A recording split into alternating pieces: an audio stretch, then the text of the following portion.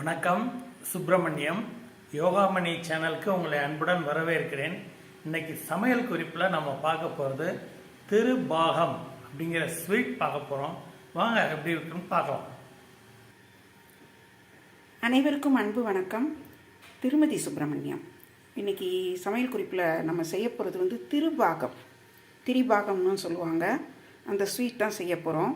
இது தென் தமிழகத்தில் ரொம்ப பிரசித்தி பெற்ற ஒரு இனிப்பு பலகாரம். இது முருகனுக்கு நைவேத்தியம் செய்கிறதுக்கு ரொம்ப உகந்த ஒரு இனிப்பு இது.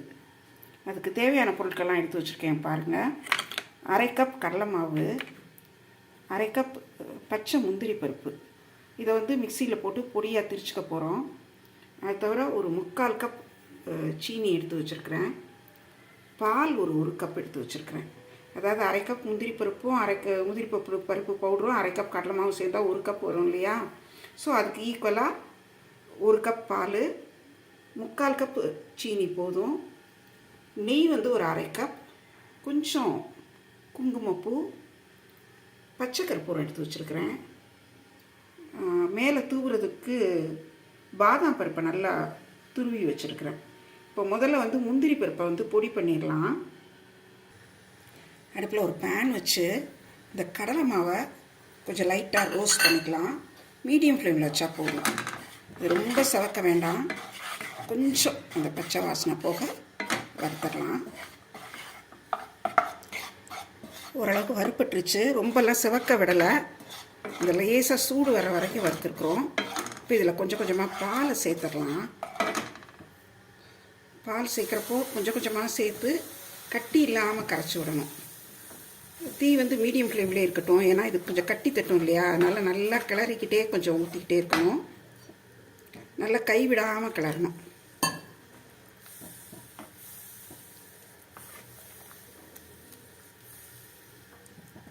நல்லா லோ ஃப்ளேமாக கூட வச்சுக்கோங்க.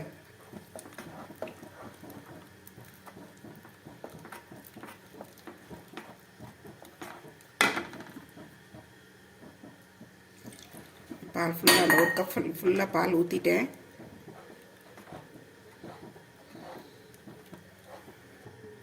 இது நல்ல ஒரு மேஷர் இருக்கு இல்லையா? அதை வச்சு தான் நல்லா கட்டி இல்லாமல் கரைச்சி விட்ருக்கேன். இப்போ ஒரு மாதிரி நல்லா கொஞ்சம் திக்காயிடுச்சு இல்லையா? இப்போ இந்த ஸ்டேஜில் சுகரை சேர்த்துடலாம்.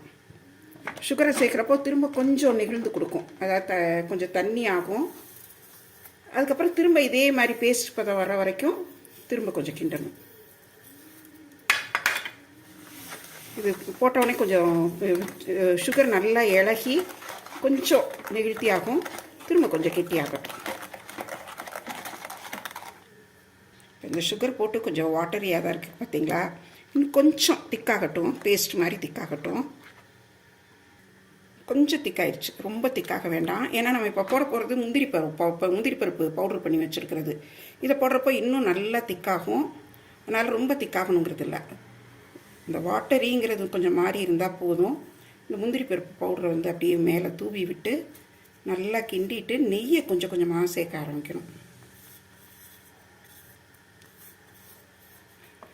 முந்திரி பருப்பு மிக்சியில் பொடிக்கிறப்போ கொஞ்சம் கொஞ்சம் நிறுத்தி இது பண்ணணும். கண்டினியூஸாக பண்ணிங்கன்னா ஒரு மாதிரி திக்காக மாவு மாதிரி ஆகிடும். இந்த மாதிரி பவுடர் கன்சிஸ்டன்சி வேணும்னா கொஞ்சம் பொறுமையாக ஒரு சுற்றி நிறுத்திட்டு திரும்ப இன்னொரு சுற்றி அந்த மாதிரி பவுடராக எடுக்கணும். இப்போ கொஞ்சம் நெய் ஊற்ற ஆரம்பிச்சிடறேன். இதில்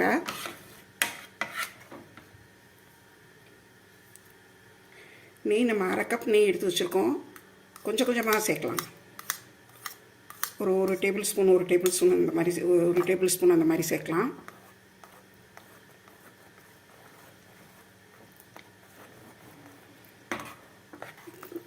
தீ கொஞ்சம் லோ ஃப்ளேம்லேயே இருந்தால் நல்லது. ஏன்னா அந்த கடலை மாவில் பாலை ஊற்றுறப்போ அந்த பாலில் அந்த கடலை மாவு டக்குன்னு வெந்துடும். அப்போ சின்ன சின்ன கட்டி வரத்தான் செய்யும். ஸோ அதை நல்லா மசிச்சு விடணும். அதுக்கப்புறம் நம்ம சுகர் போடுறப்போ அந்த கொஞ்சம் லோ ஃப்ளேம்லேயே இருந்தாலே நல்லது தான். கொஞ்சம் பொறுமையாக செய்யலாம். கொஞ்சம் கொஞ்சமாக நெய் சேர்ப்போம்.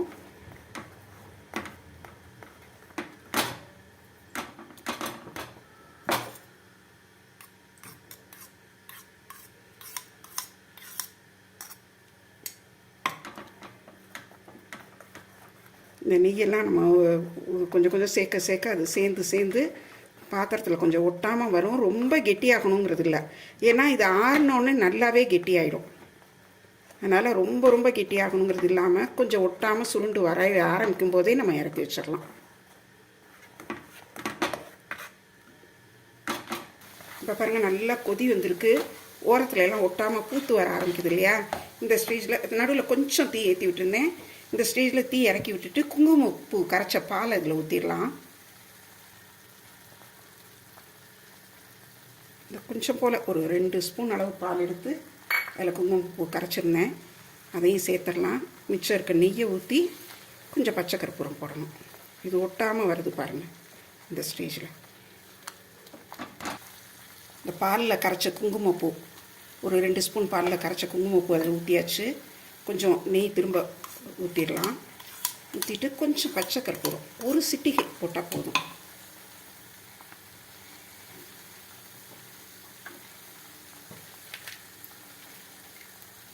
கற்பூரம் நல்லா கைனாலே பொடி பண்ணியிருக்கேன், ஒரே ஒரு சிட்டிகை தான்.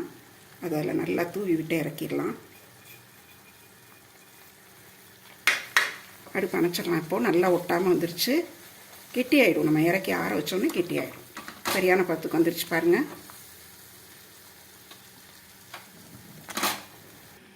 சுவையான திருபாகம் இனிப்பு தயாராகிடுச்சு. முருகனுக்கு உகந்த நைவேத்தியம் இது. தென் தமிழகத்தில் ரொம்ப பிரசித்தி பெற்றது இது. திருபாகம்னு சொல்லுவாங்க, திரிபாகம்னு சொல்லுவாங்க. இந்த குறிப்பு உங்களுக்கு ரொம்ப பிடிச்சிருக்கும். செய்து பாருங்கள். செய்கிறது ரொம்ப சுலபம்தான், சீக்கிரமே செஞ்சிடலாம். ஒரு 20 நிமிஷத்துக்குள்ளே செஞ்சிடலாம். இதில் சொல்லியிருக்கிற முறைப்படி செஞ்சு பாருங்கள். எப்படி இருந்துச்சுன்னு சொல்லி உங்களோட ஃபீட்பேக் வந்து கமெண்ட்ஸில் சொல்லுங்கள். இந்த வீடியோவை லைக் பண்ணுங்கள், ஷேர் பண்ணுங்கள். எங்கள் யோகாமணி சேனலுக்கு சப்ஸ்கிரைப் பண்ணுங்கள். நன்றி, வணக்கம்.